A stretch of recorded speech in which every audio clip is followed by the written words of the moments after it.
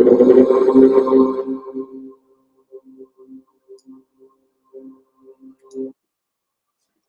बहुत धन्यवाद। आप सभी का पुनः स्वागत है सचेतन के इस विचार के सत्र में। हम पंचतंत्र की रोचक कथा हर दिन कर रहे हैं इधर इन दिनों। मैंने कल भी एक कथा कही थी, सूचीमुख और बंदर की कथा। वैसी ही एक और कथा है जिसको कि हमें सुनना चाहिए, बंदर और गौरैये की कथा। पंचतंत्र में यह भी कथा हमें अच्छी सीख देती है, कल से ही मिलती-जुलती सीख है, कल वाले कथा की तरह। लेकिन हमें दोबारा इसको अपने जीवन में कैसे हमें अपनाना चाहिए, इसलिए इस कथा को दोबारा इस तरह से लिखा गया है। तो कहानी इस प्रकार से है कि किसी जंगल में एक समी के वृक्ष की डाल पर एक गौरैया का एक जोड़ा अपना घोंसला बनाकर सुखपूर्वक रहता था। बड़े आराम से अपनी ज़िंदगी जी रहा था। बच्चे थे उसके, बहुत अच्छा था।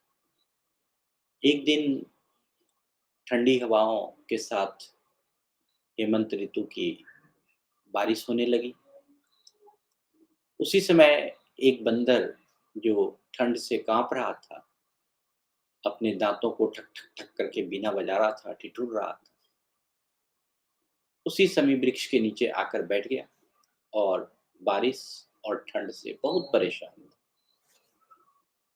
उसे इस हालत में देखकर गौरैये ने कहा कि तुम हाथ-पैर वाला है, इंसान जैसा दिखता भी है, फिर भी ठंड में यूँ परेशान है। अरे मूर्ख! तूने अब तक अपना घर क्यों नहीं बनाया? तो गौरैये की यह बात सुनकर बंदर गुस्से से भड़क गया और बोला, तुम चुपचाप क्यों नहीं रहती है? मुँह बंद कर। तेरी ऐसी हिम्मत कैसे हुई कि मेरे स्थिति पर तुम हँसी उड़ाओ?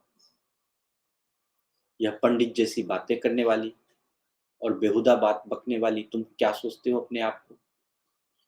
इससे तो अब मैं तुमको सबक सिखाऊँ। कल की भी कथा कुछ ऐसी ही थी। आज की भी कथा कुछ ऐसी ही कि वो गौरैये ने भलाई के लिए बंदर को कहा, लेकिन बंदर जो है उस बात को बड़े उल्टे तरह से समझा और फिर क्या हुआ? उसने कहा कि अब तो मैं इस गौरैये को सबक सिखा के ही रहूँ। इस प्रकार सोच विचार करने के बाद बंदर ने कहा, अरे मूर्ख! तुम क्यों मेरी चिंता करती गई? और कहा भी गया है कि श्रद्धा रखने वाले और पूछने वाले से ही कुछ कहना चाहिए। मैं ना तुम्हारी बात में श्रद्धा रख रही हूँ, ना तुमसे मैंने पूछा कि मुझे ठंड लग रही है तो मुझे क्या करना चाहिए, और तुम जो है ऊपर से बके जा रहे हो। अश्रद्धालु को कुछ समझाना ऐसे ही है कि जैसे जंगल में रोना। अगर तुम्हारी बात पे मेरी श्रद्धा नहीं है, तुम जो कह रहे हो मैंने बिना पूछे ही तुम मुझे बता रहे हो, तो हम तुमको अब बताएँगे, इसका सबक सिखाएँगे। देखिए, ये भी हमारे जीवन में बहुत बार ऐसी घटनाएँ घटती है कि हम सलाह जो है फ्री का जो सलाह है, मुफ़्त की जो सलाह है, किसी को दे देते हैं, और जब वो मुफ़्त की सलाह जो है उल्टी पड़ जाती है आपके जीवन में, तो वो भी देखना चाहिए। और मूर्खों से तो कभी भी ऐसी सलाह की बात करनी ही नहीं चाहिए। इसके बाद क्या हुआ कि बंदर जो है पेड़ पर चढ़ गया, उस गौरैये का घोंसला जो है पूरी तरह से नष्ट कर दिया। उसने उसके घोंसले के 100 टुकड़े कर दिए। इसीलिए कहा गया है कि मूर्खों को उपदेश नहीं देना चाहिए। देखो, इस मूर्ख बंदर ने एक अच्छे घर वाले को बेघर कर दिया। गौरैया तो अपने घर में था बड़े अच्छे से, लेकिन उसने अपनी मूर्खता का उपयोग किया। जिसका घर था, एक तो बंदर को अपना घर खुद नहीं था, लेकिन उसने जिसका घर था उसको भी उजाड़ दिया। तो ये शिक्षा है यहाँ पर कि अ, कभी-कभी ये बात समझ में भी नहीं आती है।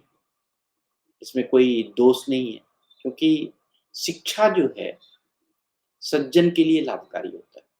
अगर कोई सज्जन पुरुष है, सज्जन व्यक्ति है, आप उसको शिक्षित करेंगे, तो उसके लिए लाभकारी होगा। जो दुर्जन है, उसके लिए कभी शिक्षा लाभकारी नहीं होती।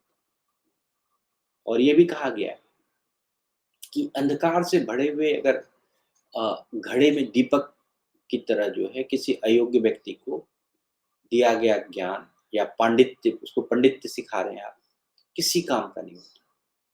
अगर उसके अंदर खुद ही तम है, खुद ही अंधकार है, तो क्या होगा? उसको कोई, उस अंधकार को आप प्रकाश ही नहीं कर सकते। आप जो है किसी घड़े में दीपक रख दीजिए। दीपक का काम क्या है? प्रकाश फैलाना, चारों ओर का प्रकाश फैलाना। लेकिन उस दीपक को घड़े में रख दीजिए तो क्या होगा? वो बाहर तो प्रकाश निकलेगी ही नहीं उसका। वो तम जो है अंधेरे का अंधेरे में रह जाए। इसी प्रकार से ज्ञान है कि अगर आप किसी भी मूर्ख को ज्ञान देंगे, तो वो उसके अंदर ही समाहित हो जाता है। तो दोस्तों, इस कहानी से हमें सीख मिलती है कि अपनी बुद्धिमत्ता का उपयोग सही समय पर और सही व्यक्ति से करना चाहिए। कभी भी आप अपनी बुद्धिमत्ता का उपयोग, समय सही नहीं है, कल की बात थी कि समय सही नहीं थी और उसमें जो है वो सुमुखी जो है उसने जो है बंदरों के साथ फिर वो वार्तालाप किया, उससे भी उसको हानि पहुँचानी, उसको जान गँवानी पड़ी। आज भी क्या था, समय सही नहीं था, बंदर ठुठुर रहा है, काँप रहा है, वो अपने परेशान है और उस परेशानी में आप उसको जो है प्रीचिंग देते हैं। बहुत बार ऐसा होता है, माँ-बाप भी जो है ऐसा करते हैं कि बच्चे जब परेशान होते हैं, उस समय उसको सिखाना शुरू कर देते हैं। तो क्या होता है, वो उल्टा पड़ जाता है, बच्चा उल्टा और क्रोधित हो जाता है। या किसी भी मूर्ख व्यक्ति को अगर आप वह क्रोध, वो परेशानी के समय में अगर आप उसको ज्ञान दें, किसी भी व्यक्ति को, तो वह सही नहीं होता है। ज्ञान देने के लिए आपको सही समय का उपयोग करना है, सही व्यक्ति का चयन करना है। और मूर्ख को उपदेश देना न सिर्फ व्यर्थ है, बल्कि अपने लिए भी हानिकारक हो सकता है। आज की कहानी से ये भी आपको समझ में आ गई कि अगर किसी भी मूर्ख व्यक्ति को आप उपदेश दे रहे हैं, तो वो आपके लिए हानिकारक है। मैं कल थोड़ा-सा इस कथा को थोड़ा आगे बढ़ाऊँगा। इसमें जो है कि शास्त्र में वर्णित किया गया है कि पुत्र जो है, वो 4 प्रकार के होते हैं। जात, अनुजात, अतिजात और अपजात। ये 4 प्रकार के जो पुत्र की जो श्रेणी है, वो भी मूर्खता की और किस प्रकार के लोगों की जो कैटेगरी है, उस कैटेगरी को निर्धारित करता है।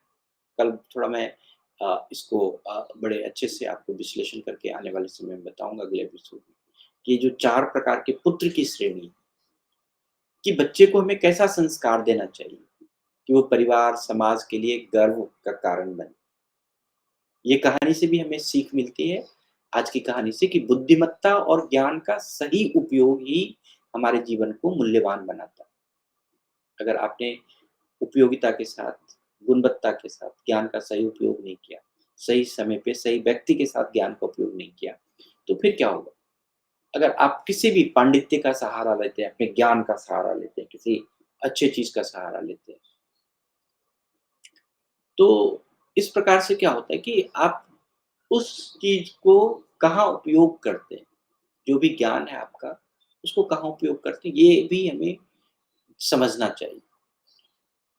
कि एक किसी आदर्श व्यक्ति के साथ उसकी विशेषता को समझना, कि कोई आदर्श व्यक्ति को अगर हम ज्ञान दे रहे हैं, तो वो कैसे आपके उस ज्ञान को उपयोग करेगा, और किसी मूर्ख व्यक्ति को आप ज्ञान दे रहे हैं, तो वह कैसे उपयोग करेगा। ज्ञान तो दोनों को ही दे रहे हैं, लेकिन दोनों की उपयोगिता जो है अलग-अलग है। तो ये हमेशा समझाने वाली बात है कि किसी भी कारण से अपने जीवन में ऐसा कोई चीज़ ना कर बैठें, किसी भी व्यक्ति के साथ, कि वह जो है आपके जीवन को कष्ट दे पाए, कष्ट देना शुरू करे, तो उससे दूर रहना बहुत ज़रूरी है। तो आज के लिए मैं इतना ही कहूँगा आप सभी को। मैं कल आपको और इसके बारे में बताऊँगा कि 4